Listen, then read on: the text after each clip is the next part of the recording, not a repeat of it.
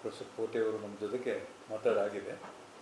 ಅವರ ಮಾತಿನ ಜೊತೆಗೆ ಎರಡು ಮಾತುಗಳನ್ನು ಸೇರಿಸ್ಲಿಕ್ಕೆ ಮಾತ್ರ ನಾನು ಅಂತಿದ್ದೀನಿ. ಹಾಗಾಗಿ ಅದು ಪ್ರಮುಖ ಅಲ್ಲ ಪ್ರಸಾದ್, ಪ್ರಮುಖ we have already got it. ಎಲ್ಲ ಸ್ನೇಹಿತರೆ ಮತ್ತು ಇವತ್ತಿನ ಅಂಬೇಡ್ಕರ್ ಜಯಂತಿಯ ವಿಶೇಷವಾದ ಉಪನ್ಯಾಸ ನೀಡಲಿಕ್ಕೆ ಬಂದಿರುವಂಥ ಆತ್ಮೀಯರು, ಸಹೋದರರಾಗಿರುವಂಥ ಪೋತೆ ಸಾಹೇಬ್ರೆ, ನಿಮಗೆ ಮತ್ತೊಮ್ಮೆ ಮಂಗಳೂರು ವಿಶ್ವವಿದ್ಯಾಲಯದ ಪರವಾಗಿ ನಾನು ಸ್ವಾಗತವನ್ನು ಬಯಸ್ತೇನೆ. ಅವರು ಪ್ರಾರಂಭದಲ್ಲಿ ಮಾತನಾಡ್ತಾ ಸುಮಾರು ವರ್ಷದಿಂದ ನನಗೆ ಪರಿಚಯ ಅಂತಂದರು. ಇದು ನಾನು ಇವತ್ತು ನೋಡಿದಂಥ ಪ್ರೊಫೆಸರ್ ಪೋತೆಯವರು ಬಹಳ ಸಾಫ್ಟಾಗಿ ತುಂಬ ಸೌಮ್ಯವಾಗಿ ಮಾತನಾಡಿದ್ದಾರೆ ಅಂತಂದರೆ ಅಲ್ಲಿ ಅದಕ್ಕೆ ಕಾರಣ ನಾನು ಕೇಳಕ್ಕೆ ಹೋಗಲ್ಲ. ಯೂಶ್ವಲಿ ಇದು ಪೋತೆಯವರಲ್ಲ, ಮಕ್ಕಳಿಗಾಗಿ ಹೇಳ್ತಾ ಇದ್ದೀನಿ ಕೇಳಿ. ಇದು ನಮ್ಮ ಪೋತೆಯವರಲ್ಲ. ನಮ್ಮ ಪೋತೆಯವರು ವೇದಿಕೆಗೆ ಬಂದರೆ ಇಡೀ ಈ ನಮ್ಮ ಮುಂದಿನಿರುವ ವ್ಯವಸ್ಥೆಯನ್ನು ಅದನ್ನು ಅಕೌಂಟ್ ತಗೋತಾರೆ ಅವರು. ಆ್ಯಕ್ಚುಲಿ ಅಂಬೇಡ್ಕರ್ ಬಗ್ಗೆ ಮಾತಾಡೋದೇ ಇಲ್ಲ ಅವ್ರು ಏನು ಮಾಡ್ತಾರೆ, ಅಂಬೇಡ್ಕರ್ ಬಿಟ್ಟು ಹೋದ್ಮೇಲೆ ಸತ್ತಿರುವ ಅಂಬೇಡ್ಕರ್ ಅಂತ ಏನು ಹೇಳಿದ್ರು, ಅಂಬೇಡ್ಕರ್ ಬಿಟ್ಟು ಹೋದ್ಮೇಲೆ ಭಾರತದಲ್ಲಿ ಏನಾಯಿತು ಅದನ್ನು ಎಳೆಯಾಗಿ ಬಿಚ್ಚಿಡ್ತಾ ಈ ಸಮಾಜವನ್ನು ಬೆತ್ತಲೆ ಮಾಡುವ ಒಂದು ಕೆಲಸವನ್ನು ಪೋತೆ ಸಾಹೇಬರು ಯಾವಾಗಲೂ ಮಾಡ್ತಾರೆ. ಹಾಗಾಗಿ ಎಷ್ಟೋ ಸಂದರ್ಭಗಳಲ್ಲಿ ಪೋತೆ ಸಾಹೇಬ್ರನ್ನ ಸಭೆ ಕರೆಯುವಾಗ ಆಲೋಚನೆ ಮಾಡ್ತಾರೆ ಜನ, ಕರೆದವ್ರಿಗೆ ಆರ್ಗನೈಸರ್ಗೆ ಪ್ರಾಬ್ಲಮ್ ಆಗೋಗ್ಬಿಡ್ತದೆ ಅಂತ. This is true, I know it. ಹಾಗಾಗಿ ಬಹಳ ಒಳ್ಳೆಯ ಭಾಷಣ ಮಾತ್ರ ಮಾಡಿದ್ದಲ್ಲ, ಮಾತುಗಳನ್ನು ನಮ್ಗೆ ಹೇಳಿದ್ದಲ್ಲ. ಪೋತೆಯವ್ರದ್ದು ಸಾಧನೆ ನನಗೆ ಚೆನ್ನಾಗಿ ಗೊತ್ತು. ಕಳೆದ ಸಾರಿ ಬಂದಾಗ ಸುಮಾರು ಒಂದು 12 ಪುಸ್ತಕ ನನಗೆ ಕೊಟ್ಟಿದ್ರಿ. ಏಕಲವ್ಯ ಎಷ್ಟು ಚಂದದ ಕಥೆ ಅದು, ನೀವೆಲ್ಲ ಓದ್ತೀರಿ. ನಮಗೆಲ್ಲ ಪುರಾಣ ಇವೆಲ್ಲ ತುಂಬ ಆಸಕ್ತಿ ಅಂತ ನಾವೆಲ್ಲ ಓದ್ತಿರ್ತೀವಿ. ಅದನ್ನು ಸ್ವಲ್ಪ ಬೇರೆ ಮಾಡಿ ಇದು ಯಾಕೆ ಏಕಲವ್ಯ ಅಲ್ಲ ಅಂತ ಬಹಳ ದೊಡ್ಡ ಮಟ್ಟದಲ್ಲಿ ಒಂದು ಪುಸ್ತಕ ಬರೀತಾರೆ ಅವರು. ಅದು ಏಕ ಅಲ್ಲ ಅಂತ. ಇವತ್ತಿಗೂ ಅದು ಅತ್ಯಂತ ಪ್ರಮುಖವಾದ, ಓದಿ ಮತ್ತು ಅರ್ಥ ಮಾಡಿಕೊಂಡು ಮತ್ತು ಓದನ್ನು ಎಂಜಾಯ್ ಮಾಡುವಂಥ ಯಾರಾದರೂ ಓದುಗರಿಗೆ ಆ ಪುಸ್ತಕ ಭಾಳ ಒಳ್ಳೆಯದು. ಅಂಬೇಡ್ಕರ್ ಬಗ್ಗೆ ನಿಮಗೆಲ್ಲ ಗೊತ್ತಿರುವಾಗೆ ಸಾಕಷ್ಟು ಪುಸ್ತಕಗಳು ಬಂದಿದ್ದಾವೆ. ಆದರೆ ಪೋತೆಯವ್ರನ್ನಲ್ಲಿ ಒಂದು ಹೊಸ ಶೈಲಿ ಇದೆ. ಅವರು ಅಂಬೇಡ್ಕರ್ ಜರ್ನಿಯನ್ನು ಓದ್ತಾ ವಿಶ್ಲೇಷಣೆ ಕೂಡ ಮಾಡ್ತಾರೆ. ಅದು ಅವ್ರು ಮಾಡಿದ ವಿಷಯ ಭಾಳ ಚೆನ್ನಾಗಿತ್ತು. ಅಮೇರಿಕನ್ ಬ್ಲ್ಯಾಕ್ ಗರ್ಲ್, ಅಮೇರಿಕನ್ ಆಗಿದ್ಲವಳು ಆಲ್ರೆಡಿ.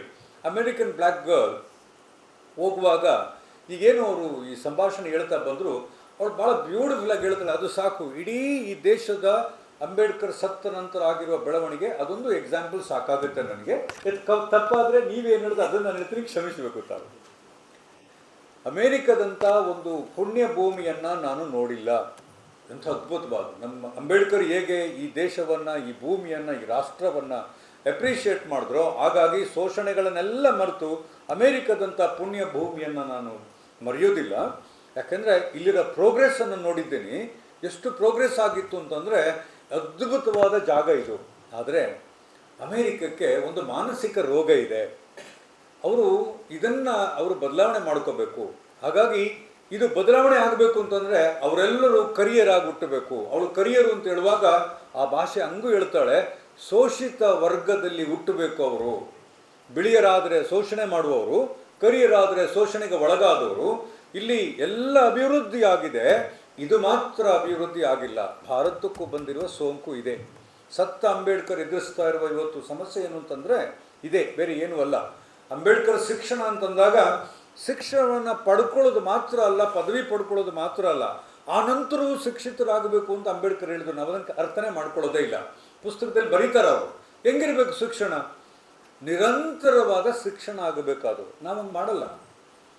ಅದಕ್ಕಾಗಿ ಈ ಜನ್ಮ ಶತಾಬ್ದಿಯನ್ನು ಮತ್ತು ಜನ್ಮ ದಿನಾಚರಣೆ ಆಚರಣೆ ಮಾಡುವಾಗ ನಾನು ಯಾವತ್ತೂ ಹೇಳೋದು, ಸ್ವಲ್ಪ ಆತ್ಮ ಪರಿಶೋಧನೆ ಮಾಡಿಕೊಳ್ಳುವ ಕೆಲಸಗಳಾಗಬೇಕು. ಅದು ನಾವು ಮಾಡೋದೇ ಇಲ್ಲ. ಒಂದು ಸಾರಿ ಯೂನಿವರ್ಸಿಟಿಗೆ ಬಂದು ಸೇರ್ಕೊಂಡ್ಬಿಟ್ರೆ ದಟ್ಸ್ ಎಂಡ್ ಆಫ್ ಇಟ್. ಅದಲ್ಲ. ಅದು ಅಂಬೇಡ್ಕರ್ಗೆ ಆಗಿರುವ ಅತ್ಯಂತ ದೊಡ್ಡ ಶೋಷಣೆ ಏನು ಅಂತಂದರೆ, ಎಷ್ಟು ಬೇರೆಯವ್ರ ಕಡೆಯಿಂದ ಆಯಿತೋ ಅಷ್ಟೇ ಅಂಬೇಡ್ಕರ್ ಅನುಯಾಯಿಗಳಿಂದಲೂ, ಮತ್ತು ಅವರು ಆ ಕಾಲಕ್ಕೆ ಎಲ್ಲರಿಗೂ ಕಷ್ಟಪಟ್ಟಿದ್ದರೂ ಕೂಡ ದಲಿತರಿಗೆ ಏನು ಕೆಲಸ ಮಾಡಿದ್ರೋ ಅದನ್ನು ಒಂದು ಹಂತದಲ್ಲಿ ಮರೆತು ಬಿಡ್ತೀವಿ. ಹಾಗಾಗಿದ್ದೇ ನಮಗೆ ಭಾಳ ತಪ್ಪು ಅಂತ ನಾನು ತಿಳ್ಕೊಂಡಿದ್ದೇನೆ. ಮತ್ತೆ ಅಂಬೇಡ್ಕರ್ ನಮಗೆ ಬೇಕು, ಮತ್ತೆ ನೀವು ರೀವಿಸಿಟ್ ಮಾಡಿ ಅಂತ ಹೇಳಿದಾಗ ಅಂಬೇಡ್ಕರ್ ಹಿಡ್ಕೊಂಡು ಓದೋದಲ್ಲ. ಯಾಕಿದ್ರೆ ಹಿಂಗಾಯಿತು, ಮಹತ್ ಸತ್ಯಾಗ್ರಹ ಯಾಕಾಯಿತು, ದುಂಡು ಮೇಜಿನ ಪರಿಷತ್ಲಿ ಏನಾಯಿತು ಅಂತ ಅಲ್ಲ. ಅದು ಈ ಸಂದರ್ಭದಲ್ಲಿ ನಮಗೆ ಮಹರ್ ಸತ್ಯಾಗ್ರಹ ಮುಖ್ಯ ಆಗಬೇಕು ಅಂತ ಏನಿಲ್ಲ. ನಲ್ಲಿ ನೀರು ಬಂತು ನೋಡಿ, ಈಗ ಎಲ್ಲ ನೀರು ಬಂತು. ನೀರು ಬರೋದಿದ್ರೆ ನಿಮಗೆ ಬಿಸ್ಲರಿ ಅವರು ಸಪ್ಲೈ ಮಾಡ್ತಾರೆ. ನಿಮಗೆ ನೀರಿಗಾಗಿ ಓಡಾಡಬೇಕು ಅಂತೇನಿಲ್ಲ. ಮಹತ್ ಸತ್ಯಾಗ್ರಹದ ಹಿಸ್ಟಾರಿಕಲ್ ಕಾಂಟೆಕ್ಸ್ಟ್ ಎಷ್ಟು ಮುಖ್ಯ ಆಗ್ತದೋ ಈಗ ಆ ಪರಿಸ್ಥಿತಿ ಇಲ್ಲ ನಮಗೆ. ಆದರೆ ಮಹತ್ ಸತ್ಯಾಗ್ರಹ ಹಾಕಬೇಕು. ಸತ್ಯಾಗ್ರಹ ಮಾಡುವಾಗ ಜನ ಒಟ್ಟಾಕಿದ್ರು ನೆನ್ಪಿಟ್ಕೊಳ್ಳಿ, ಇದು ಬಹಳ ಮುಖ್ಯ. ಇಲ್ಲಿ ಮಹಾನ್ ನಾಯಕ ಅಂತ ಇದು ಮಾಡುವಾಗ, ನಾಟಕ ಮಾಡುವಾಗ ಜನ ಬಂದಿಲ್ಲ ಅಂದರೆ ನಾನು ಕರೆದ್ರೆ ಯಾಕೆ ಜನ ಬರಲ್ಲ ಇವತ್ತು? ಸುಮ್ಮನೆ ಕೇಳಿ, ಯಾಕೆ ಬರಲ್ಲ ಇವತ್ತು? ಬೇರೆ ಯಾರಾದರೂ XYZ ಬಂದರೆ ಜನ ಯಾಕೆ ಬರ್ತಾರೆ? ಈಗ ಸತ್ಯಾಗ್ರಹದ ಸತ್ಯ ನಿಮ್ಗೆ ಅರ್ಥ ಆಗಬೇಕು. ಅದು ನಾವು ಅರ್ಥ ಮಾಡ್ಕೊಳ್ಳೋದೇ ಇಲ್ಲ. ರೀವಿಸಿಟ್ ಮಾಡಿ ಅಂತಂದರೆ ಆ ವಿಸಿಟ್ ಮಾಡಬೇಕೇ ಹೊರತು ಮತ್ತೆ ಪುನಃ ಅಂಬೇಡ್ಕರ್ದು ಬದುಕನ್ನು ಓದೋದಲ್ಲ. ಅಂಬೇಡ್ಕರ್ ಬದುಕನ್ನು ಓದಬೇಕು, ಮತ್ತೆ ಈಗ ರಿಸಲ್ಟ್ ಮಾಡಬೇಕು. ನಾನು ಜನ ಕರೆದ್ರೆ ಬರುವಂಗೆ ನಾನು ಬದಲಾವಣೆ ಆಗಬೇಕು. ನಾನು ಒಟ್ಟಿಗೆ ಸೇರಿಸ್ತೀನಿ ಅಂತಂದರೆ ಆ ರೀತಿ ಸೇರಿಸುವ ಶಕ್ತಿ ನನ್ನಲ್ಲಿ ಬರಬೇಕು. ಅದು ಶಕ್ತಿ ಬರದಿದ್ದರೆ ರೀವಿಸಿಟ್ ಆಗಲಿ, ಓದುವುದಾಗಲಿ, ಮತ್ತೆ ಓದುವುದಾಗಲಿ ಸರಿ ಆಗೋದೇ ಇಲ್ಲ. ಅಂಬೇಡ್ಕರ್ ಯಾಕೆ ಮುಖ್ಯ ಆಗ್ತಾರೆ ಅಂತ ಒಂದು 4 ಪ್ರಮುಖ ಪಾಯಿಂಟ್ಗಳನ್ನು ಹಾಕಿ ಒಂದು ಲೇಖನ ಬರೆದಾಗ ಅಂಬೇಡ್ಕರ್ ಅನುಯಾಯಿಗಳೇ ಅದನ್ನು ವಿರೋಧ ಮಾಡ್ತಾ ಬಂದರು ಒಂದು ಕಾಲಕ್ಕೆ. ಪೋದೆ ಸಾಬ್, ಇದು ನಿಮಗೆ ಗೊತ್ತಿರಬೇಕು ಅನ್ಸೋದು, ನಿಮ್ಮ ಜೊತೆ ನಾನು ಪ್ರಸ್ತಾಪ ಮಾಡಿಕೊಂಡಿದ್ದೆ. ನಾನು ನಮ್ಮ ಎಲ್ಲ ವಿದ್ಯಾರ್ಥಿ ಮಿತ್ರಗಳಲ್ಲಿ ಕೇಳ್ಕೊತೀನಿ, ಈ ಪೋದೆ ಸಾಬರನ್ನ ಕರೆದಿರೋಕ್ಕೆ ಹಿಂದ್ಗಡೆ ಒಂದು ದೊಡ್ಡ ಉದ್ದೇಶ ಇದೆ. ಅವ್ರವ್ರ ಕಷ್ಟ ಹೇಳ್ಕೊಂಡ್ರು, ಅವರ ಅನುಭವ ಇದು. ಯಾಕಂದರೆ ಬರೀ ಅಂಬೇಡ್ಕರ್ ಭಾಷಣ ಮಾಡೋದು, ನೋಡಮ್ಮ ಕುಪ್ಪಿ ರಾಣಿ, ಹಲೋ ಕುಪ್ಪಿ ಬಿಸಾಕ್ಬಿಡಮ್ಮ, ಆಯ್ತು ಬಿಸಾಕ್ಬಿಡು, ನೀನು ತಲೆಬೀಸು ಮಾಡ್ಕೋಬೇಡ, ಕುಡ್ದಿದ್ರು ಕುಡಿತಾನೆ ಅವ್ನು ನೀರು, ಅವ್ನಿಗೇನು ತಲೆಬೀಸು ಏನಿಲ್ಲ, ನೀನು ಯಾಕೆ ಕಷ್ಟಪಡ್ತೀಯ? ನಮ್ಮ ವಿದ್ಯಾರ್ಥಿಗಳು ವಿಶ್ವವಿದ್ಯಾನಿಲಯಕ್ಕೆ ಬಂದಿದ್ದೀರಿ ಅಂತಂದರೆ ಅದು ಬಹಳ ದೊಡ್ಡ ಸಂಗತಿ. ಅದೆಷ್ಟೋ ದಲಿತ ವಿದ್ಯಾರ್ಥಿಗಳು, ಅಸ್ಪೃಶ್ಯರು ನಮ್ಮೂರಿನಲ್ಲಿ ಇವತ್ತಿಗೂ ಕೂಡ, ನಂದು ಹಳ್ಳಿನೇ, ಎಷ್ಟೋ ಜನರಿಗೆ ಇವತ್ತು ಶಿಕ್ಷಣವೇ ಸಿಗಲಿಲ್ಲ. ಜೀತ ಮಾಡದಿದ್ದರೂ ಕೂಡ ಬೈಕ್ನಲ್ಲಿ ಹೋಗಿ ದುಡಿದು ಸಾಯಂಕಾಲ ವಾಪಸ್ ಬರ್ತಾರೆ, ಸೆಂಟ್ರಿಂಗ್ ಮಾಡ್ತಾರೆ. ಸುಮಾರು 2 ಲಕ್ಷ ಬೈಕನ್ನು ಓಡಿಸ್ತಾರೆ ದಲಿತ ಮಕ್ಕಳು. ಆದರೆ ಆ ಕಳಂಕ ಹಂಗೆ ಅಂಟ್ಕೊಂಡ್ಬಿಟ್ಟಿದೆ. ಬದಲಾವಣೆ ಆಗಿದೆ. ಗುಡಿಸಲು ಬದಲು ಒಂದು ದೊಡ್ಡ ಟೆರೇಸ್ ಮನೆ ಕಟ್ಕೊಂಡಿದ್ದಾರೆ. ನಡೆದಾಡುವ ಬದಲು ಒಳ್ಳೆ ಶೂ ಹಾಕೊಂಡು ತಿರುಗಾಡ್ತಾರೆ, ಬ್ರ್ಯಾಂಡೆಡ್ ಶೂ ಹಾಕೋತಾರೆ, ಪ್ಯಾಂಟ್ ಹಾಕೋತಾರೆ ಮತ್ತು ಕೆಲಸ ಮಾಡ್ತಾರೆ. ಬಟ್ ಕಳಂಕಂಗೆ ಉಳ್ಕೊಂಡಿದೆ. ನೀವೇನು ಮಾಡಬೇಕು ಇದಕ್ಕೆ ಹೆಂಗೆ ಪರಿಹಾರ ಮಾಡಬೇಕು? ಇದಕ್ಕೆ ಅಂಬೇಡ್ಕರ್ ಹತ್ರ ಸಾಕಷ್ಟು ಉತ್ತರಗಳಿದ್ದಾವೆ. ಈ ಉತ್ತರಗಳನ್ನು ಹುಡುಕಬೇಕೇ ಹೊರತು ಕೆಲವು ಸಾರಿ ನಾವು ಅದನ್ನು ಹುಡುಕುವ ಬದಲು ಒಂದು ಎಸ್ಟಾಬ್ಲಿಷ್ಡ್ ಅಂಡರ್ಸ್ಟ್ಯಾಂಡಿಂಗ್ ನಮ್ಮ ಹತ್ರ ಇದೆ, ಅದು ಇಟ್ಕೊಂಡು ಕೆಲಸ ಮಾಡುವಂಥದ್ದು. ನಾನೀಗ 4-5 ಸಾರಿ ನೋಡಿದ್ದೀನಿ. ಎಲ್ಲರೂ ಬೇರೆ ಬೇರೆಯವರು ಇದ್ದೀರಿ, ಬರೀ ದಲಿತ ವಿದ್ಯಾರ್ಥಿಗಳಲ್ಲ. ಇಲ್ಲಿ ಏನಾಗಿದೆ ಅಂತಂದರೆ ಆ ಎಂಟೈಟಲ್ಮೆಂಟ್ ಇದೆಯಲ್ಲ, ಆ ಎಂಟೈಟಲ್ಮೆಂಟನ್ನು ಇಟ್ಕೊಂಡು ನೀವು ಕೆಲಸ ಮಾಡ್ತಾ ಇದ್ದೀರಿ. I think please don't do that. ಅದಲ್ಲ ಅದು. ಪೋದೆ ಸಾಹೇಬ್ರಿಗೆ ನಾನು ಹೇಳಿದ ಅರ್ಥ ಆಗುತ್ತೆ ಅಂತ ಕಾಣುತ್ತೆ. ನಾನೊಬ್ಬ ದಲಿತ ಆಗಾಗ ನಾನು ಏನು ಮಾಡ್ಬೋದು, ಏನೋ ಮಾಡ್ಬೋದು, ಹಂಗಿಲ್ಲ ಇವಾಗ ಪರಿಸ್ಥಿತಿ. ಸ್ವಲ್ಪ ಅರ್ಥ ಮಾಡ್ಕೊಳ್ಬೇಕಾದ ಅವಶ್ಯಕತೆ ಇದೆ. ಶಿಕ್ಷಿತರಾಗಿ ಏನಾಗಿದೆ ಈ ದೇಶದಲ್ಲಿ ಇವತ್ತಿನ ಪರಿಸ್ಥಿತಿ, ಕಾನೂನು ಪರಿಸ್ಥಿತಿ, ಈ ಪರಿಸ್ಥಿತಿಯಲ್ಲಿ ನನ್ನ ಸ್ಥಾನಮಾನ ಏನು, ನಾನು ಹೇಗೆ ಮಾಡ್ಕೋಬೋದು, ಏನು ಮಾಡಬಾರ್ದು ಅನ್ನೋದನ್ನು ನೀವು ಬಹಳ ಗಂಭೀರವಾಗಿ ಆಲೋಚನೆ ಮಾಡದೇ ಇದ್ದರೆ ಮತ್ತೆ 136ನ ಆಲೋಚನೆ ಮಾಡುವಾಗ ಯಾರಾದರೂ ಒಬ್ಬರು ಪ್ರಮುಖರನ್ನ ಕರೀತೀವಿ, ಅವರ ಜೀವನ ಕಥೆಗಳನ್ನು ಹೇಳ್ತಾ ಹೋಗ್ತಿದ್ದೀವಿ. ಆ ಕಾಲಕ್ಕೆ ಅವ್ರು ಪಟ್ಟಿದ್ದಂಥ ಶ್ರಮಕ್ಕೆ ಅರ್ಥ ಇತ್ತು. ಸ್ಟ್ರೈಟ್ ಜಾಕೆಟ್ ಅಂಬೇಡ್ಕರ್ ತೊಗೊಂಡು ಬಂದು ನಮಗೆ ಅದನ್ನು ಇದು ಮಾಡ್ಕೊಳಕ್ಕಾಗೋದೇ ಇಲ್ಲ. ನಾನು ಒಬ್ಬ ರಾಜ್ಯಶಾಸ್ತ್ರ ವಿದ್ಯಾರ್ಥಿ ಅಂತಂದರು. Let me now tell you, ಪ್ರತಿ ಸಾರಿ ಪ್ರಶಾಂತ್ ಮಾತಾಡುವಾಗ, ಸರ್ ನಾನು ಹೋಗಿದ್ದೆ, ಸಪ್ನಕ್ಕೆ ಹೋಗಿದ್ದೆ, ಇಷ್ಟು ಪುಸ್ತಕಗಳಿದೆ ಅಂತ ನೋಡ್ತಾ ಬಂದಿದ್ದೆ. ವಿಜ್ಞಾನದ ಪುಸ್ತಕಗಳಲ್ಲೂ ಕೂಡ ಒಬ್ಬ ಸೈಂಟಿಸ್ಟ್ ಹೇಳ್ತಾನೆ. ಹಾಗಾಗಿ ಸೈಂಟಿಸ್ಟ್ ಹೇಳೋದು ಸೈಂಟಿಸ್ಟ್ ಅಲ್ಲದವರು ಅಂತ ಒಂದು ವರ್ಗ ಸೃಷ್ಟಿ ಮಾಡುತ್ತೆ. ಅದು ನಾನೊಂದು ನಾಲೆಜನ್ನು ಎಸ್ಟಾಬ್ಲಿಷ್ ಮಾಡ್ತೀನಿ. ನಾಲೆಜನ್ನು ಎಸ್ಟಾಬ್ಲಿಷ್ ಮಾಡೋಕ್ಕಾಗಿದ್ರೆ ಒಂದು ವರ್ಗ ಇದೆ. ವೈಜ್ಞಾನಿಕ ಪುಸ್ತಕದಲ್ಲೂ ವರ್ಗೀಕರಣಗಳನ್ನು ನೋಡ್ತೀವಿ. ಸೋಷಿಯಲ್ ಸೈನ್ಸಸ್ಸಲ್ಲಂತೂ ಪುಸ್ತಕ ಬರೆಯುವಾಗ ಎನ್ಮಾಸ್ ಎಲ್ಲ ಪುಸ್ತಕದಲ್ಲೂ ವರ್ಗೀಕರಣವನ್ನು ನಾವು ಕಾಣ್ತೀವಿ ಮತ್ತು ಅಸಮಾನತೆಯನ್ನು ಬಹಳ ಎಂಬೆಡೆಡ್ ಆಗಿ ಎಲ್ಲ ಪುಸ್ತಕದಲ್ಲೂ ನೋಡ್ತೀವಿ. ಎಲ್ಲೂ ಕೂಡ ಪುಸ್ತಕ ಸಮಾನತೆಯ ಧ್ವನಿಯಾಗಿ ಬಂದಿಲ್ಲ. ಈ ಪ್ರಪಂಚದಲ್ಲಿ ಒಂದೇ ಒಂದು ಪುಸ್ತಕ, ಇಂಡಿಯನ್ ಕಾನ್ಸ್ಟಿಟ್ಯೂಷನ್ ಹೇಗಿತ್ತೋ ಹಾಗೆ ಕಾನ್ಸ್ಟಿಟ್ಯೂಷನ್ ಆಫ್ ಬರ್ದದಲ್ಲದಿದ್ದರೂ UK ಓದಿದ್ದೀವಿ, ಅಮೇರಿಕನ್ ಕಾನ್ಸ್ಟಿಟ್ಯೂಷನ್ ಓದಿದ್ದೀವಿ, ಇವತ್ತು ಆಸ್ಟ್ರೇಲಿಯನ್ ಕಾನ್ಸ್ಟಿಟ್ಯೂಷನ್ ಓದ್ತಾ ಇದ್ದೀವಿ ನಾವು. ಆಸ್ಟ್ರೇಲಿಯನ್ ಕಾನ್ಸ್ಟಿಟ್ಯೂಷನ್ ನಮಗೆಲ್ಲರಿಗೂ ಇಂಟ್ರೆಸ್ಟಿಂಗ್. ಈ ಪ್ರಪಂಚದಲ್ಲಿ ಒಂದೇ ಒಂದು ಪುಸ್ತಕ ಅದು ಸಮಾನತೆ ಬಗ್ಗೆ ಮಾತಾಡುತ್ತೆ ಅಂತಂದರೆ, ಸಮಾನತೆಯನ್ನೇ ವಸ್ತುವನ್ನಾಗಿಟ್ಕೊಂಡಿದೆ ಅಂತಂದರೆ, ಅದನ್ನು ಬೇರೆ ಯಾವ ಪಬ್ಲಿಷರು ಮಾಡಿದ್ದಲ್ಲ, ಈ ದೇಶ ಮಾತ್ರ ಪಬ್ಲಿಷ್ ಮಾಡಿದ್ದು. ಅದನ್ನು ಯಾವ ಕಾರ್ಪೊರೇಟ್ ಪಬ್ಲಿಷರ್ಸು ಅಲ್ಲ, ಸೇಜ್ ಆಗಲಿ, ಆಕ್ಸ್ಫರ್ಡ್ ಆಗಲಿ, ಪೆಂಗ್ವಿನ್ ಆಗಲಿ, ಯಾರು ಕಾರ್ಪೊರೇಟ್ ಸೆಕ್ಟರ್ ಅವರು ಮಾಡಿದ್ದಲ್ಲ. ಈ ದೇಶ ಪಬ್ಲಿಷ್ ಮಾಡಿದ ಒಂದೇ ಒಂದು ಪುಸ್ತಕ, ಅದು ಭಾರತದ ಸಂವಿಧಾನ. ಅದು ಬಿಟ್ಟರೆ ಈ ದೇಶದಲ್ಲಿ ಬರೆದ ಯಾವ ಪುಸ್ತಕವೂ ಸಮಾನತೆಯ ಬಗ್ಗೆ ಮಾತನಾಡ್ತೇ ಇಲ್ಲ. ದೊಡ್ಡ ದೊಡ್ಡ ಗುರುಗಳು ಮಾತಾಡಿದರು, ಅಯ್ಯರ್ ಬಗ್ಗೆ ಮಾತಾಡ್ತಾ ಬಂದರು. ನಮ್ಮೆಲ್ಲ ಕಾನ್ಸ್ಟಿಟ್ಯೂಂಟ್ ಅಸೆಂಬ್ಲಿನಲ್ಲಿ ಪೋತೆ ಸಾಬ್ ನೀವೆಲ್ಲ ಅದನ್ನು ಓದಿ ದಯವಿಟ್ಟು ಅಸೆಂಬ್ಲಿನಲ್ಲಿ ಆಗುವ ಚರ್ಚೆಗಳು. ಅಯ್ಯರ್ ಭಾಳ ಇಂಪಾರ್ಟೆಂಟ್ ಆಗ್ತಾರೆ ಅವರು. ಮತ್ತು ಅಂಬೇಡ್ಕರನ್ನು ಇಷ್ಟಪಡೋರು, ಅಂಬೇಡ್ಕರ್ನ ದ್ವೇಷಪಟ್ಟವರು, ಅಂಬೇಡ್ಕರ್ ಜೊತೆಗೆ ಕಸಿವಿಸಿ ಮಾಡ್ಕೊಳ್ಳೋರು, ಹತ್ರ ಕೂತ್ಕೊಳ್ತಿರ್ಲಿಲ್ಲ. ಇಷ್ಟೆಲ್ಲ ಇದ್ದೂ ಕೂಡ ಅಯ್ಯರ್ ಒಂದ್ಸರಿ ಬರ್ಕೋತಾರೆ ಅವರು, ಇವನು ಇದು ಹುಟ್ಟಿರೋದೇ ಬೇರೆ ಪುನರ್ಜನ್ಮದಲ್ಲಿ ಎಲ್ಲೋ ಆಗಿರಬೇಕು, ಇದು ಯಾವುದೋ ಒಂಥರ ಕ್ರಾಂತಿಕಾರಿ ಜನ್ಮ ಇದು ಅಂತ ಅಯ್ಯರ್ ಬರ್ಕೋತಾರೆ ಅವರು. ಅಯ್ಯರ್ ನೆನಪಿರಲಿ, ತಮಿಳ್ನಾಡವ್ರು ಆದರೂ ಕೂಡ ಅತ್ಯಂತ ಕನ್ಸರ್ವೇಟಿವ್ ಬ್ರಾಹ್ಮಣ ಆಗಿರ್ತಾರೆ. ಅಲ್ಲೇನು ಬರ್ಕೊಳ್ಳೋದು, ಇದನ್ನು ಪುನರ್ಜನ್ಮ ಇರಬೇಕು, ಇದನ್ನು ಕ್ರಾಂತಿ ಮಾಡೋಕ್ಕೆ ಹುಟ್ಟಿರಬೇಕು ಅಂತ.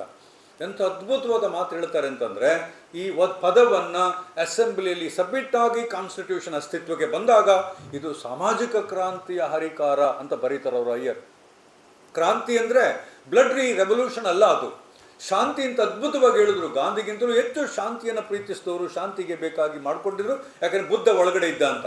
ಇದೇ ಅಯ್ಯರ್ ಕ್ರಾಂತಿ ಮಾಡ್ತಾರೆ ಅಂತ ಹೇಳಿದವರು ಸಾಮಾಜಿಕ ಕ್ರಾಂತಿ ಮಾಡ್ತಾರೆ, ಶಾಂತಿಯುತವ ಕ್ರಾಂತಿ ಮಾಡ್ತಾರೆ ಅಂತ ಒಪ್ಕೊಳ್ತು.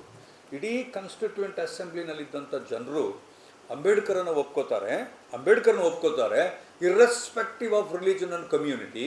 ಆದರೆ ಸ್ವತಂತ್ರ ಭಾರತದ ಪಾರ್ಲಿಮೆಂಟಿಗೆ ಬಂದಾಗ ಅಂಬೇಡ್ಕರನ್ನು ಯಾರೂ ಒಪ್ಕೊಳ್ಳೋದೇ ಇಲ್ಲ. ಈ ದೇಶದ ಸಮಸ್ಯೆ ಪ್ರಾರಂಭ ಆದದ್ದು ಅಲ್ಲಿ. ಹಾಗಾಗಿ ಅಂಬೇಡ್ಕರಿಗೆ ಅವರು ಆಮೇಲೆ ಪೊಲಿಟಿಕಲ್ ಪಾರ್ಟಿ ಕಟ್ತಾರೆ, ಲೇಬರ್ ಪಾರ್ಟಿ ಎಲ್ಲ ಹೌದು. ಅದನ್ನು ಏನು ಮಾಡಿದ್ರು ಅಂತಂದರೆ, look that is an alternative, politics is an alternative ಅಂತ ಮಾಡಿದವರು ಅಂಬೇಡ್ಕರ್. ನಮ್ಗದು ಅರ್ಥನೇ ಆಗೋದೇ ಇಲ್ಲ. ನಾವು ಸಂಘ ಕಟ್ಟಿದ್ವಿ, ಸಂಘದಲ್ಲಿ ಒಂದಷ್ಟು ಆಚರಣೆಗಳನ್ನು ಮಾಡಿದ್ವಿ, ಅದನ್ನಲ್ಲಿ ನಿಲ್ಲಿಸ್ಬಿಟ್ವಿ. ಆದರೆ ರಾಜಕಾರಣ ಒಂದು ಆಪ್ಷನ್ ಅನ್ನೋದನ್ನು ಯಾರೂ ಕೂಡ ತಿಳ್ಕೊಳ್ಳೇ ಇಲ್ಲ, ಮತ್ತು ತಿಳ್ಕೊಳ್ಳೋ ಅನಿವಾರ್ಯತೆಗೂ ನಾವು ಯಾರೂ ಹೋಗಲೇ ಇಲ್ಲ. ಇವತ್ತು ಕೂಡ ಈ ದೇಶದ ಪ್ರಜಾಪ್ರಭುತ್ವ ಬದಲಾವಣೆ ಆಗಬೇಕು ಅಂತಂದರೆ ದಲಿತರು ರಾಜಕಾರಣಿಗಳಾಗಬೇಕು. ಆದರೆ ರಾಜಕಾರಣಿಗಳಾದಂಥ ಎಲ್ಲ ದಲಿತರಿಗೆ ಏನು ಮಾಡಿದ್ರು ಅನ್ನೋದಕ್ಕೆ ಇವತ್ತಿನ ಒಳ ಮೀಸಲಾತಿ ಪಾಲಿಟಿಕ್ಸನ್ನು ನೀವು ಅರ್ಥ ಮಾಡ್ಕೋಬೇಕು. ಅದೆಷ್ಟು ಅರ್ಥ ಮಾಡ್ಕೋತೀರೋ ಗೊತ್ತಿಲ್ಲ ಮಕ್ಕಳೇ ನನಗೆ. ನೀವು ಈ ದೇಶದ ದಿನನಿತ್ಯದ ರಾಜಕಾರಣವನ್ನು ವಿಶ್ಲೇಷಣೆಗೆ ಒಳಪಡಿಸದಿದ್ದರೆ ಮತ್ತು ಅದನ್ನು ನೀವು ಮೂಗಿನ ನೇರಕ್ಕೆ ನೋಡಿದ್ರೆ ಯು ಡೋಂಟ್ ಅಂಡರ್ಸ್ಟ್ಯಾಂಡ್ ಅಂಬೇಡ್ಕರ್. ಮತ್ತು ಅಂಬೇಡ್ಕರ್ ನಿಮ್ಮ ಅರ್ಥಕ್ಕೆ ಅಷ್ಟು ಸುಲಭದಲ್ಲಿ ಸಿಗುವ ವ್ಯಕ್ತಿ ಏನಲ್ಲ. ಪ್ರಿಯಾಂಬಲ್ ಬರೆಯುವಾಗ, ದೇಶದ ಪ್ರಿಯಾಂಬಲ್ ಬರೆಯುವಾಗ ಅಂಬೇಡ್ಕರ್ ಹಾಕಿಕೊಟ್ಟ ಈ ಗೀತೆ ಇದೆಲ್ಲ, ಅದು ಭಗವದ್ಗೀತೆ ಅಲ್ಲ, ಅಂಬೇಡ್ಕರ್ ಹಾಕಿಕೊಟ್ಟ ಈ ಗೀತೆ ಇದೆಲ್ಲ ಸಮಾನತೆಯ ಗೀತೆ. ಅದಕ್ಕೆ ಸುಮಾರು 18 ದಿವಸ ತಗೋತಾರೆ ಅವರು ಬರೀ ಪ್ರಿಯಾಂಬಲನ್ನು ಡ್ರಾಫ್ಟ್ ಮಾಡೋಕ್ಕೆ. ಬೆನ್ನಗಲ್ ರಾಯರು ಬರೆದ್ರು ಅಂತ ಮಾಡಿದ್ರು, ಅದೆಲ್ಲ ಅಲ್ಲ, ಖಂಡಿತವಾಗೂ ಅಲ್ಲ. ಬಹಿರಂಗವಾಗಿ ಹೇಳ್ತಾ ಇದ್ದೀನಿ, ನಮ್ಮೂರಿನವರೇ ಅವರು, but he was absolutely A great note maker. Ambedkar ಹೇಳಿದ ಮಾತುಗಳನ್ನು ಆವಾಗ, ಈಗ ನಿಮ್ಮ ಹತ್ರ ಏನಿದ್ರಿ ಸ್ಟೆನೋಗಳಿದ್ದಾರೆ, ಬರೆದು ಬಿಡ್ತೀರಿ, ಕಂಪ್ಯೂಟರ್ಲಿ ಬೇಗ ಟೈಪ್ ಮಾಡ್ತೀರಿ, ನೋಟ್ ಮಾಡ್ತಾ ಇದ್ರು.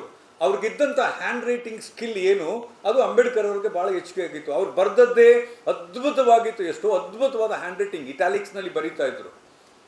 ಅವ್ರು ಬರೆದದ್ದು ಅಲ್ಲ, ಆ ಮಾತನ್ನು ನಾನು ಒಪ್ಕೋತೀನಿ. ಪೋಟೆ ಸಾಹೇಬ್ರು ಹೇಳಿದ್ದು ಒಪ್ಕೊಳ್ತೀನಿ ನಾನು.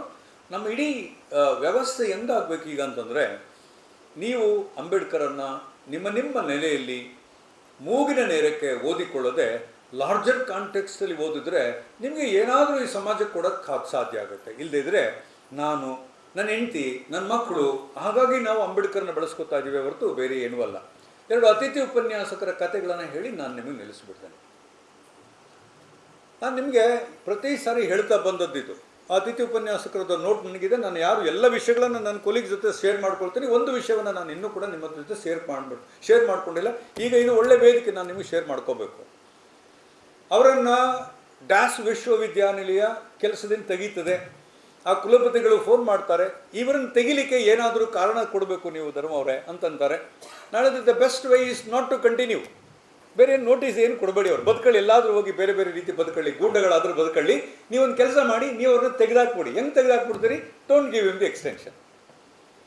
ಮಕ್ಕಳಿಗೆ ಪಾಠ ಮಾಡ್ತಾರೆ ಅತಿಥಿ ಉಪನ್ಯಾಸಕರು. ಅವ್ರ ಮೇಷ್ಟ್ರುಗಳು ಬರೆದಿರುವ ನೋಟ್ಸ್ಗಳನ್ನು ಕೊಟ್ಟು ಮಕ್ಕಳಿಗೆ ಪಾಠ ಮಾಡ್ತಾರೆ. ಅವರಲ್ಲಿ ಇದ್ದಂಥ ಒಬ್ಬಳು ಹೆಣ್ಮಗಳನ್ನು ಮಾಡಿದ್ದಕ್ಕೆ ನಿಮಗೆ ನಾನು ಭಾಳ ಅಪ್ರಿಷಿಯೇಟ್ ಮಾಡ್ತೀನಿ sir. Always you have been spokes persons for women rights. ನಮ್ಮಲ್ಲಿ ಸುಮಾರು 90% ಮಕ್ಕಳೇ ಜಾಸ್ತಿ, ಹೆಣ್ಮಕ್ಳೇ ಇದ್ದಾರೆ. ಆ ಸಂದರ್ಭದಲ್ಲಿ ಹೆಣ್ಮಕ್ಳಿಗೆ ಹೇಳಿದ ಮಾತು ನನಗೆ, ಒಬ್ಬಳು ಹೆಣ್ಮಗಳು ಜಾತಿಲಿ ಬ್ರಾಹ್ಮಣ ಆಗಿದ್ದರೂ ಕೂಡ ಅಂಬೇಡ್ಕರ್ ಬಗ್ಗೆ ಈ ಗೆಸ್ಟ್ ಫ್ಯಾಕಲ್ಟಿ ಅಂತ ಹೇಳುವ ಅತಿಥಿ ಉಪನ್ಯಾಸಕ ಏನು ಪಾಠ ಮಾಡ್ತಾ ಇದ್ರು ಮತ್ತು ರಾಂಗ್ ಇನ್ಫಾರ್ಮೇಷನ್ ಕೊಡ್ತಿದ್ರು, ಅದನ್ನು ಪ್ರತಿಭಟನೆ ಮಾಡ್ತಾರೆ. ಒಬ್ಬ ದಲಿತನಾಗಿ ದಲಿತ ಹೆಸರಿನಲ್ಲಿ ಫ್ಯಾಕಲ್ಟಿಗೆ ಅಪಾಯಿಂಟ್ಮೆಂಟ್ ಆಗಿ ಅಂಬೇಡ್ಕರ್ ಬಗ್ಗೆ ಪಾಠ ಮಾಡ್ತಾರೆ. ಆ ಅಂಬೇಡ್ಕರ್ ಬಗ್ಗೆ ಪಾಠ ಮಾಡ್ತಾನೆ ಒಬ್ಬಳು ಬ್ರಾಹ್ಮಣ ಹೆಣ್ಮಗಳು ಕ್ಲಾಸ್ನಲ್ಲಿ ವಿರೋಧ ಮಾಡ್ತಾಳೆ, ಸುದ್ದಿ ಆಗುತ್ತೆ. ಎಲ್ಲೂ ಕೂಡ ಅದು ವ್ಯವಸ್ಥೆಗೆ ಹೋಗೋದಿಲ್ಲ. ಯಾಕಂದರೆ ಥ್ರೆಟ್ ಮಾಡ್ತಾನೆ ಅವನು, ನಾಳೆ ನನಗೆ ವಿಷಯ ಗೊತ್ತಾದರೆ ನಿಮ್ಮ ಮೇಲೆ ಅನ್ಟಚಬಿಲಿಟಿ ಕೇಸ್ ಬುಕ್ ಮಾಡ್ತಾನೆ ಅಂತ. ಅದು ಮಾತ್ರ ಅಲ್ಲ, ಅವ್ರ ಜೊತೆಗೆ ಇನ್ನೊಬ್ಬರು ಇದ್ದರು, ಅವರಿಬ್ಬರನ್ನು ಕಂಟಿನ್ಯೂ ಮಾಡಲೇ ಇಲ್ಲ. ಅವ್ರು ಏನು ಹೇಳ್ತಾರೆ ಅಂದರೆ ಅಂಬೇಡ್ಕರ್ ಬಗ್ಗೆ ಈ ಮಾತು ಹೇಳಿ ನಾನು ಮುಗಿಸ್ತೇನೆ ಮಕ್ಕಳೇ. ಅಂಬೇಡ್ಕರ್ ಈ ದೇಶದಲ್ಲಿ ಹುಟ್ಟದಿದ್ದರೆ ಒಬ್ಬ ದಲಿತ ಮಾತಾಡೋದು, ಮತ್ತು ಅವನು ಓದ್ಕೊಂಡೇ ಇಲ್ಲ, ಹಾಗಾಗಿ ನನ್ನ ಗೆಸ್ಟ್ ಫ್ಯಾಕಲ್ಟಿ ಅಂತ ಹೇಳಿದ್ದು ಬೇರೆ ಏನಿಲ್ಲ. ಅಂಬೇಡ್ಕರ್ ಈ ದೇಶದಲ್ಲಿ ಹುಟ್ಟದಿದ್ದರೆ ಭಾರತದ ಪ್ರಜಾಪ್ರಭುತ್ವ ಇನ್ನೂ ವ್ಯವಸ್ಥಿತವಾಗಿ ಸರ್ವೈವ್ ಆಗ್ತಾ ಇತ್ತು. ಈಗ ಒಂದು ಸ್ಟೇಟ್ಮೆಂಟ್ ಮಾಡ್ತಾರೆ, ಅಂಬೇಡ್ಕರ್ಗೂ ಭಾರತದ ಇತ್ತೀಚಿನ ಡೆಮಾಕ್ರಸಿಗೂ ಏನಾದರೂ ಸಂಬಂಧ ಇದೆಯಾ ನೋಡಿ.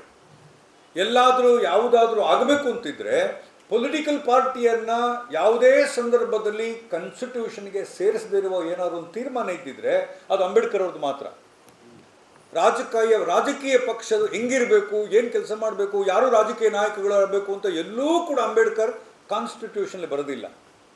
ಅದು ಶ್ರೀಮಂತರ, ಅಧಿಕಾರವಂತರ ಅಥವಾ ಬಹಳ ದೊಡ್ಡ ಇನ್ಫ್ಲುಯೆನ್ಸ್ ಮಾಡ್ಬೋದಾದಂಥ ವ್ಯಕ್ತಿಗಳಾಗಿ ಸಂವಿಧಾನದ ಹೊರಗಡೆ ಬೆಳೀತೇ ಹೊರತು, ಹಾಗಾಗಿ ಒಂದು ರೀತಿಯ ಪ್ರಜಾಪ್ರಭುತ್ವ ಬೆಳೀತೇ ಹೊರತು ಆ ಪ್ರಜಾಪ್ರಭುತ್ವಕ್ಕೂ ಅಂಬೇಡ್ಕರ್ಗೂ ಏನೂ ಸಂಬಂಧ ಇಲ್ಲ.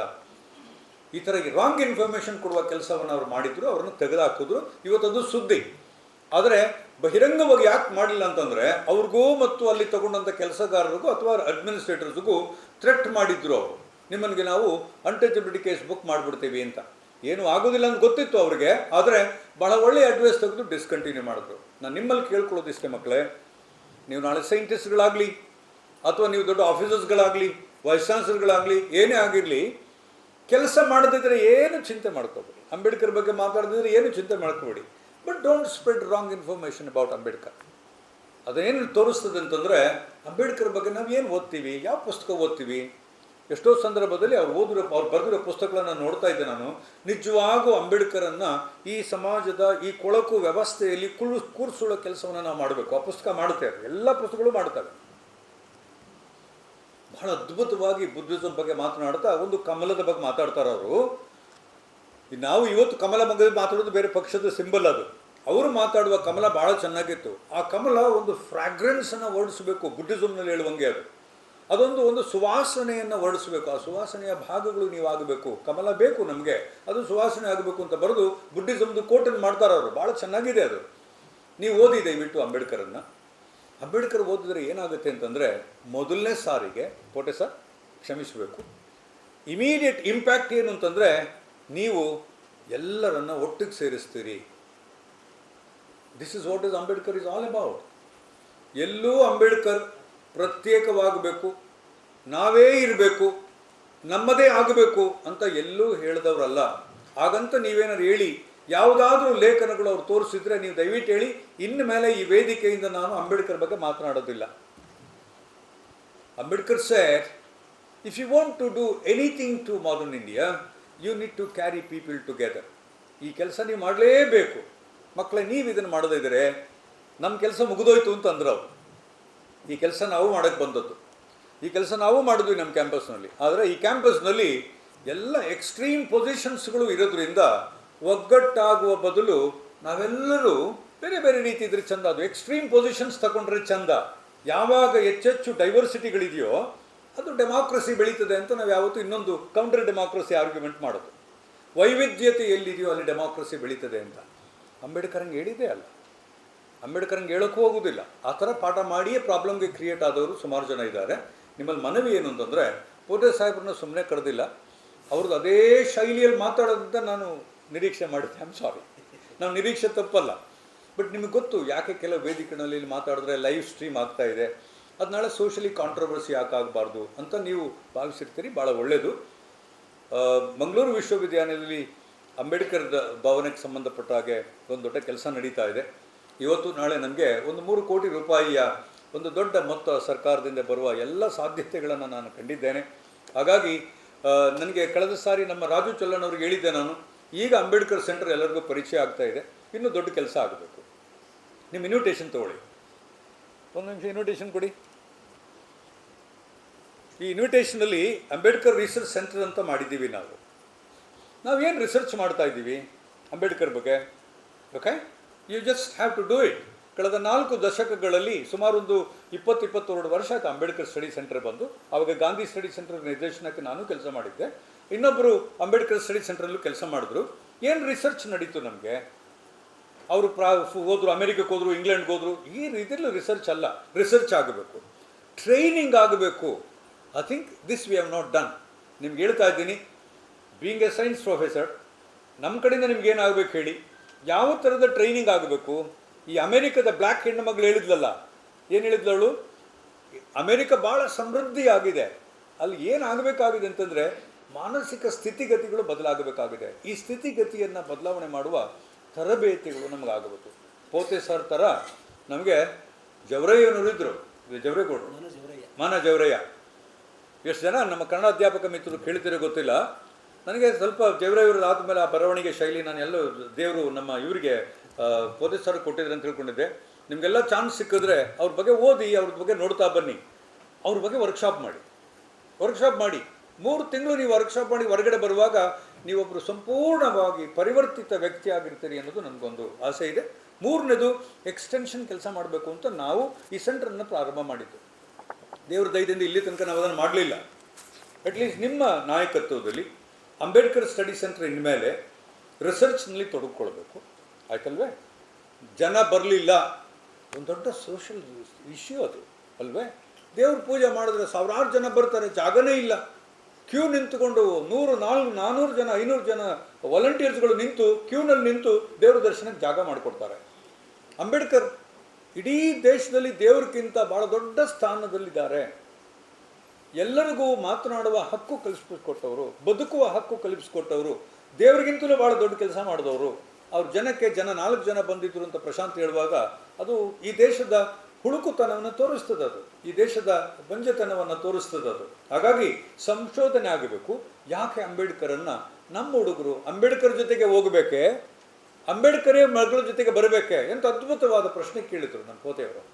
ಇದೆರಡು ಕೇಳ್ಕೊಳ್ಳಿ. ಈ ಸಂಶೋಧನೆ ಆಗಲಿ, not about is economic reforms, not about Reserve Bank of India, not about is social thought. ಅವುಗಳೆಲ್ಲ ಮಾಡಿದ್ರು. ಈ ಸೋಷಿಯಲ್ ಥಾಟ್ಗಳನ್ನು ಯಾರಾದರೂ ಗೈಡ್ಗಳು ಇನ್ಮೇಲೆ ಬಂದರೆ ದಯವಿಟ್ಟು ಆ ಥೀಸಿಸನ್ನು ಅಕ್ಸೆಪ್ಟ್ ಮಾಡ್ಕೊಬಿಡಿ. ಇನ್ಮೇಲೆ ಆ ಸಬ್ಜೆಕ್ಟನ್ನು ಅಕ್ಸೆಪ್ಟ್ ಮಾಡ್ಕೊಬೇಡಿ. ಯಾಕೆಂದರೆ ಸೋಷಿಯಲ್ ಥಾಟ್ ಆಫ್ ಅಂಬೇಡ್ಕರ್ ಏನಿದೆ ಅದರಲ್ಲಿ, ಅದು 1000 ಥೀಸಿಸ್ ಆಗಿದೆ ಈಗಾಗಲೇ. ಅದೆಷ್ಟೋ ಜನ ಮಾಡಿಕೊಂಡು ಬದುಕು ಕಟ್ಕೊಂಡಿದ್ದಾರೆ.